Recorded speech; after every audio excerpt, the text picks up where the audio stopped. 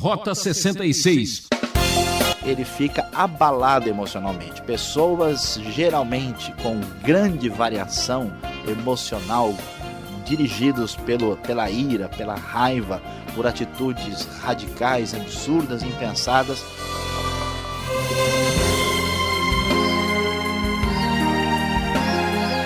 Não fique preocupado. Está no ar o programa Rota 66. Aqui é Beltrão e quero agradecer a sua audiência e companhia nessa viagem maravilhosa pelo livro de Gênesis. Você sabia que Deus sempre dá mais uma oportunidade? Isso é o que o pastor Saião vai explicar para nós hoje. Você sabia que os grandes problemas começam com coisas pequenas? Mesmo quando uma tragédia acontece, Deus está perto. O assunto de hoje poderia estar nas primeiras páginas dos jornais, tais como assassinato na família modelo ou inveja leva irmão à morte. Triste, não? Vamos descobrir o porquê das tragédias no estudo de hoje, a falsa religião. Preste atenção. Gênesis capítulo 4, a história de Caim e Abel, a religião falsa. Todos conhecem muito bem a história de Caim e Abel, os dois irmãos, os filhos de Adão e Eva, que logo depois que os primeiros pais foram expulsos do Jardim do Éden, nós vamos encontrar o triste episódio aqui no início de Gênesis, quando Caim mata seu irmão Abel. À primeira vista, o texto parece falar simplesmente de um conflito fraternal, mas observando com mais atenção, vamos descobrir que a lição de Gênesis 4 é muito mais profunda. Vamos ver que quando Caim nasce, e o nome dele no hebraico dá uma ideia de uma esperança muito grande, inclusive versículo 1 diz que Eva afirma que com o auxílio do Senhor ela teve um filho homem. Então a ideia é que eles estavam com muita expectativa em relação a esse primeiro filho depois de todos os problemas que eles enfrentaram na sua relação com Deus. E quando Caim aparece, e em seguida o seu irmão Abel, cujo significado é neblina, é algo passageiro, nós vemos que cada um tem uma direção diferente. Abel vai se tornar pastor de ovelhas e Caim se torna um lavrador, um agricultor. E o que o texto vai mostrar para nós é que todo problema começa num culto. É muito estranho dizer isso, poucas pessoas talvez prestem suficiente atenção no texto bíblico para observar que o primeiro assassinato da história começou na igreja. O primeiro homicídio tem origem num culto dedicado a Deus, o que mostra para nós que a mera relação religiosa, a mera relação cultica não é garantia de verdadeira espiritualidade. O texto nos diz que chegou o momento quando os dois foram apresentar a Deus aquilo que tinham recebido, aquilo que teria sido as primeiras bênçãos de Deus para eles. A palavra bíblica nos diz no versículo 3 que Caim trouxe do fruto da terra uma oferta ao Senhor, Abel trouxe as partes gordas das primeiras crias do seu rebanho. E o texto então prossegue dizendo para nós com clareza que o Senhor aceitou a oferta de Abel, mas não aceitou aquilo que Caim tinha trazido. E qual é o problema? O que está acontecendo aqui nesta primeira relação cultica descrita no capítulo 4? Vamos observar que Abel é aceito por Deus porque ele faz o esforço de demonstrar uma verdadeira gratidão. Ele traz para Deus o melhor do melhor, ou seja, ele traz as partes gordas das primeiras crias, ou a melhor carne do melhor rebanho, dos melhores animais, e dedica a Deus. Mostra o texto para todos que Abel considerava Deus alguém muito especial. Deus não era uma pessoa que poderia receber qualquer coisa, assim como nós, quando damos um presente para alguém especial, esse presente não é algo corriqueiro e comum. Enquanto que Caim traz ao Senhor simplesmente do fruto da terra. Para Caim, Deus é uma pessoa que não merece qualquer atenção especial. Caim não revela uma relação de gratidão para com Deus, que é o início do seu problema espiritual. Então nós vamos ver uma diferença entre uma religião verdadeira e uma religião falsa. A religião verdadeira se fundamenta na gratidão daquilo que Deus tem provido e dado a nós. É um retorno, ela é uma relação de agradecimento, uma relação de reconhecimento. Ela começa com Deus e ela parte então de uma postura adequada do ser humano de retorno ao próprio Deus, enquanto que a atitude de Caim é muito diferente. Deus, para ele, é alguém simplesmente comum e normal. Qualquer pessoa que considere Deus simplesmente alguém normal, não digno de nada especial, está caminhando nos passos de Caim. E então o que vemos na sequência dessa religião falsa? Nós vamos ver um desdobramento no capítulo 4 de Gênesis muito interessante. De um lado, nós vamos ver uma decadência na própria pessoa de Caim. Podemos observar com bastante facilidade o que o texto vai nos mostrar, que Caim tem a sua queda espiritual ao rejeitar a pessoa de Deus na sua condição de alguém particularmente diferenciado, particularmente importante. Caim não é grato, a sua relação com Deus está abalada. A segunda coisa que nós vamos perceber nessa decadência, nesse contexto de enfraquecimento de relação espiritual profunda com Deus, que aliás mostra que o capítulo 4 está colocando uma sequência, que a queda que começou no capítulo 3 com o homem vai ter um aprofundamento no capítulo 4, nós vamos observar que Caim apresenta um segundo elemento que marca a sua queda. Quando Deus rejeita a sua oferta, que não era nenhuma oferta importante e especial, que de certa forma é uma oferta de desprezo, porque considerar Deus alguém comum é um desprezo absurdo, Caim fica enfurecido e o seu rosto se transtorna. No hebraico ele fica com a cara caída, com a cara no chão. E então ele fica abalado emocionalmente. Pessoas geralmente com grande variação emocional, dirigidos pela ira, pela raiva, por atitudes radicais, absurdas, impensadas, muitas vezes têm grandes problemas espirituais. E aqui Caim mostra isso. E esse processo, não curou o problema espiritual, se aprofunda com o seu problema de natureza emocional. Caim vai adiante, não para o processo de decadência. A Bíblia nos diz no versículo 7 que o pecado o ameaçava à porta. Caim então termina convidando Abel para ir ao campo e ali mata seu irmão, chegando num nível de queda mais profundo ainda, agora a queda na sua dimensão sociológica, um assassinato que surge dessa escada que ele está descendo.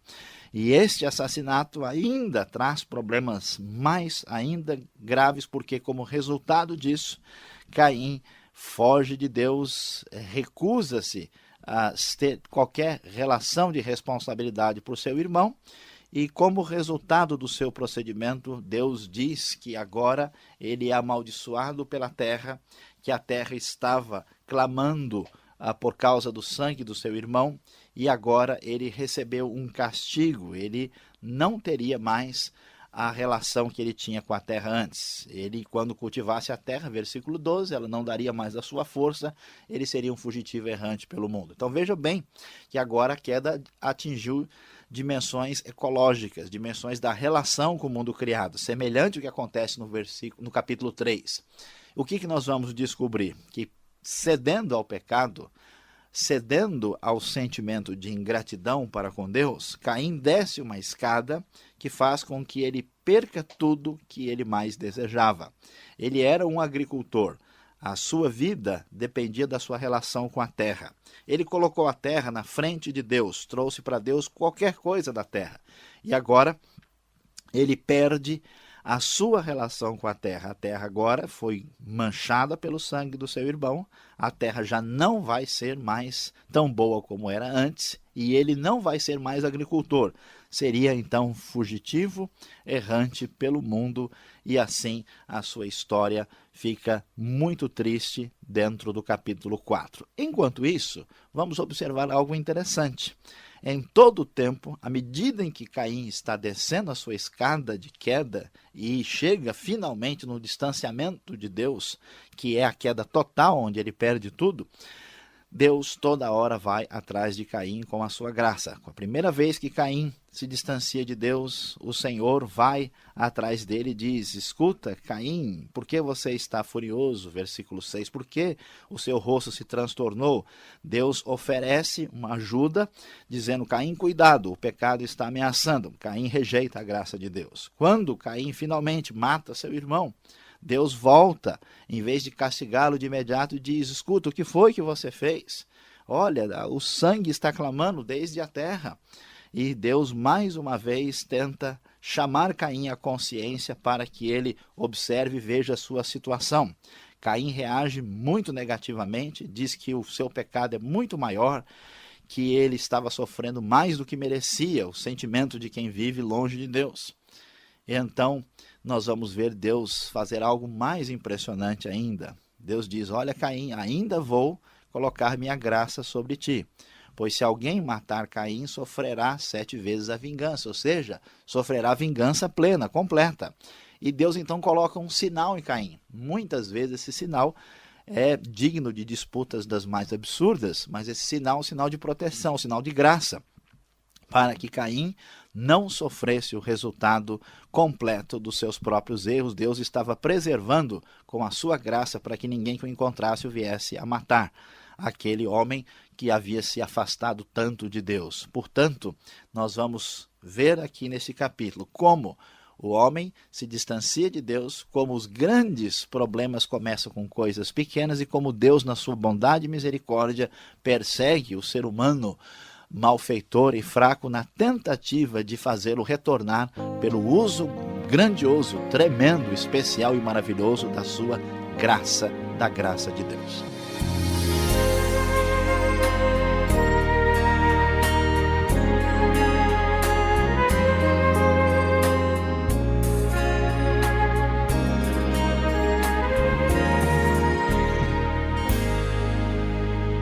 Você está sintonizado no programa Rota 66, o caminho para entender o ensino teológico dos 66 livros da Bíblia. O professor Luiz Saião está falando do primeiro homicídio na história humana, quando Caim matou Abel. Quantas coisas podemos aprender com essa passagem bíblica? Você tem uma dúvida? Você também pode enviar a sua pergunta para rota66@transmundial.com.br. Sua participação é muito importante. Rota 66 tem a produção e apresentação de Luiz Saião, redação Alberto Veríssimo. Na locução, eu, Beltrão. Chegamos naquela parte do programa que gostamos de ouvir. Qual será a pergunta?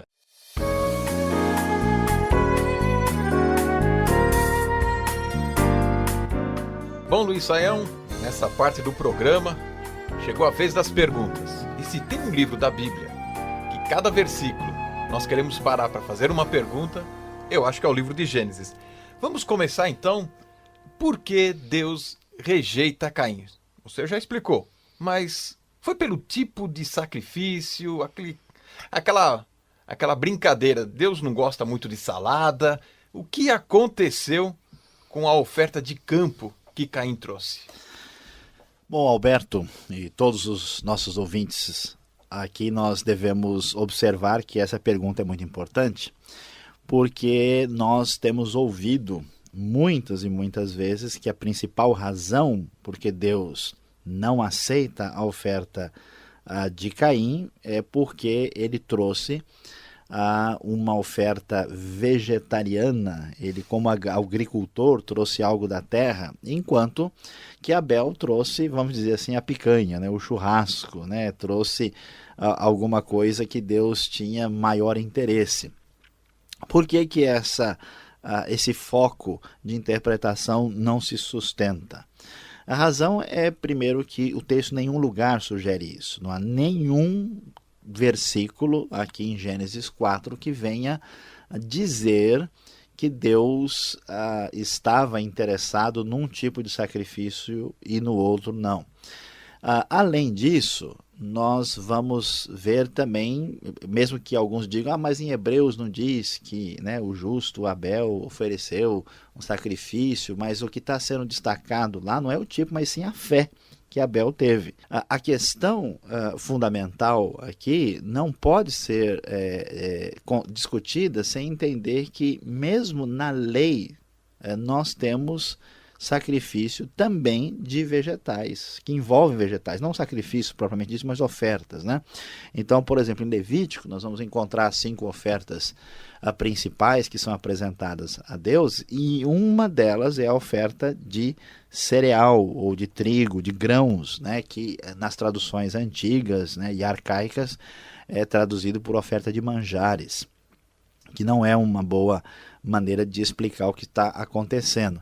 Então, não é verdade que Deus tenha rejeitado por causa do tipo de sacrifício. Observando o texto, mais uma vez enfatizamos lá que Deus rejeita por causa da atitude expressa no sacrifício, que de Abel é uma coisa e de Caim é completamente diferente. A gratidão e o que é como a coisa é oferecida que faz a diferença. Então é mais um sacrifício tipo, é um tributo, é um culto, do que um sacrifício para remissão de pecados. Sim, porque não está envolvida aqui a ideia de remissão especificamente, pelo menos nesse início de texto, não. Claro que a história da redenção vai ser acompanhada com esse tipo de perspectiva, mas de maneira nenhuma a ideia aqui é que Caim não estava querendo que o seu pecado fosse remido e trouxe, né, o fruto da terra. Isso seria complicado porque isso indicaria que a atividade agrícola, por definição, já colocava a pessoa numa relação de desvantagem para com Deus. E o texto não pretende sugerir isso, mas pelo contrário dizer que o culto que Deus quer é genuíno, né, é verdadeiro, não é um culto feito de qualquer jeito. Mesmo porque as pessoas se perdem vendo superficialidade, né, nas atitudes, e não é aqui o que o texto está nos ensinando. Agora, Luiz Saião, Deus não deveria aplicar então uma justiça um pouco mais justa, rigorosa, já que Caim é um assassino, já que ele aprontou ou, digamos assim, dizimou uma boa parte da população mundial em seu tempo? É verdade, Alberto. Olha aqui, 25% é o índice, né, de homicídio aqui na região. Foi um genocídio, né? Pois dizimou, está né? Mais alto do que as grandes metrópoles do mundo hoje. Veja, se nós pensarmos objetivamente, nós deveríamos até pensar isso mesmo. Deus não deveria aplicar a justiça. A grande questão é que Deus não tem em atividade apenas a sua justiça, mas também a sua misericórdia e a sua graça e o seu amor. Então Deus dá mais uma chance, Deus protela, Deus considera a sua graça, e por isso Gênesis reflete muito isso, porque se Deus aplicar plenamente a sua justiça, quem subsistirá?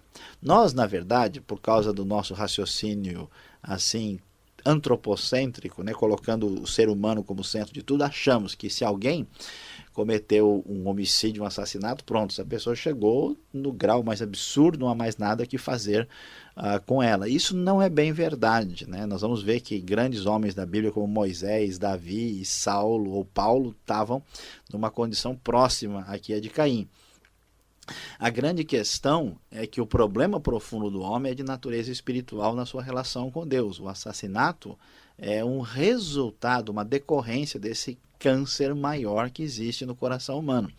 E assim como Deus teve misericórdia de Caim, Deus tem misericórdia de você e de mim, de todos que estão nos ouvindo, dando mais uma chance. Se Deus realmente for levar 100% a sério, a ferro e fogo, toda a situação, certamente ninguém subsiste. Eu diria até mais, que até o juízo de Deus, ou o juízo de Deus através da história, foram feitos muito mais motivados pela sua misericórdia do que por qualquer outra coisa. Por exemplo, no dilúvio, Deus vai matar a maioria da humanidade porque um pouco mais não sobraria mais ninguém. Ou seja, é um cartão amarelo antes de um vermelho. De certa forma, é uma boa... Podemos entender assim. Uma boa, bom paralelo que dá para ser feito. O nosso tempo corre e eu quero fazer mais uma pergunta. O que significa esse negócio de a terra amaldiçoada recebe sangue? O que é isso? O sangue chegou ali e fez aquela terra infértil, né? Isso é um pouco misterioso, mas traz um conceito teológico extremamente relevante, que hoje nós imaginamos que o que nós fazemos fica no domínio da nossa individualidade. Aquela famosa história, olha, o que eu faço é problema meu, ninguém tem nada a ver com isso. Mais uma vez a Bíblia enfatiza, especialmente aqui no começo de Gênesis, a solidariedade das coisas. Aquilo que é feito no nível individual não fica no nível individual. Então, o pecado de Caim, que tem uma dimensão em relação a Deus e tem uma dimensão depois em relação a Abel, ao seu irmão, atinge a terra e acontece nessa sequência uma ruptura entre ele e a própria terra. Há um distanciamento, um aprofundamento de ruptura entre ele e a terra, mostrando que o que é feito de errado contamina também o meio ambiente. Então, uma dimensão ecológica do pecado. É uma coisa interessante porque isso foi mais ou menos descoberto meio recentemente, né? Que aquilo que o homem faz destrói o ambiente à sua volta e é uma das grandes preocupações mundiais. É um tipo de raciocínio semelhante. E atinge o seu próximo, com certeza, né? Sem dúvida. Para terminar, eu não resisto a essa pergunta. Que sinal foi esse colocado em Caim? Me diga aí, existe um contexto? Não, isso tem a ver com raça, tem a ver com a cor. Como é que é? Como é que a gente sai dessa? Essa pergunta é extremamente relevante, especialmente em nossos dias, quando essa questão étnica é tão discutida e com bastante razão. Infelizmente, grupos religiosos do passado, inclusive grupos chamados cristãos, praticaram oficialmente o racismo, né, o racismo entendido como a possibilidade de prejudicar ou de maltratar ou de tratar de maneira diferente, de forma negativa, uma outra pessoa por causa da sua raça e da sua cor. E então eles justificavam isso com base em supostos apoios bíblicos. E um dos apoios seria esse texto, dizendo o seguinte, que Caim era uma pessoa que quando foi amaldiçoada, Deus colocou um sinal. Que sinal? Esse sinal seria que ele teria ficado com a pele escura, teria se tornado um negro ou coisa do tipo. E, portanto, todas as pessoas de pele escura ou de raças, vamos dizer, não europeias ou brancas, seriam descendentes de Caim. Isso não faz sentido pelo próprio texto bíblico, vamos dizer que a civilização de Caim, ela é aniquilada no dilúvio, então não há nenhum sobrevivente. Segundo, essa ideia, ela é absurda, como nós vemos, porque não há designação de que tipo de sinal nós temos aí. Né? E não se diz, e o que o texto mostra que é um sinal de graça, de proteção, para que Caim não fosse morto. Então, justificar a prática do racismo com base nesse versículo é um procedimento de interpretação bíblica absolutamente absurdo. Vemos mais uma vez como o ser humano é capaz de manipular o texto para seu próprio interesse. Não há nenhum sinal de referência racial nesse texto, essa interpretação está incorreta. Tá certo, eu agradeço a resposta do Luiz Saião e vamos seguir em frente.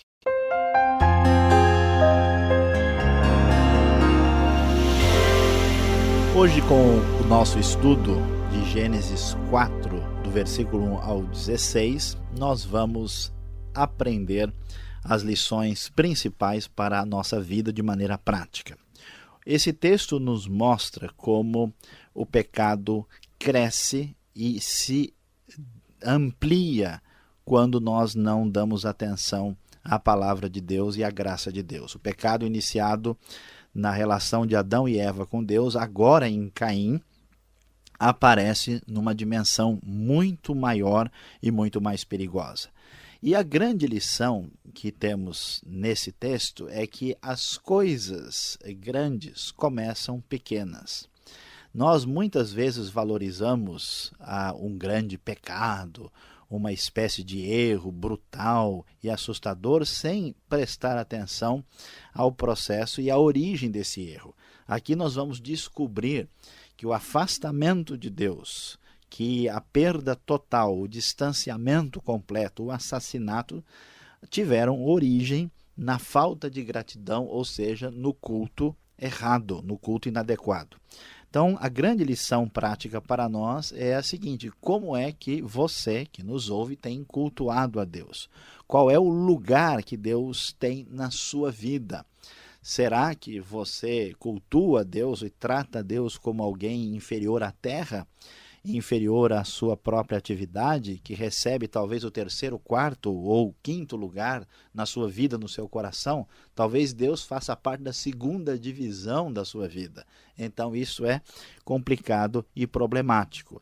E, no entanto, devemos ter o coração cheio de gratidão e de alegria, porque Deus está sempre nos dando mais uma oportunidade para dar atenção à sua voz, para dar atenção ao seu grande amor, que é a nossa única esperança. Veja que, à medida em que Caim se aprofundou no seu erro, Deus se apresentou uma vez após a outra, com o total interesse de tirá-lo desta situação de pecado e de conseguir, de fato, colocá-lo de volta numa posição de bom relacionamento com Deus. Deus está renovando a sua graça nesta manhã, nesta tarde, nesta noite, na vida de todas as pessoas. Na sua vida você tem mais uma chance, um novo dia chegou. Por isso, abra o seu coração, receba a graça de Deus. Do contrário, certamente a sua vida não poderá ser uma vida muito abençoada. Que Deus possa abençoar profundamente o nosso coração para aprendermos muito com a história de Caim e Abel em Gênesis 4.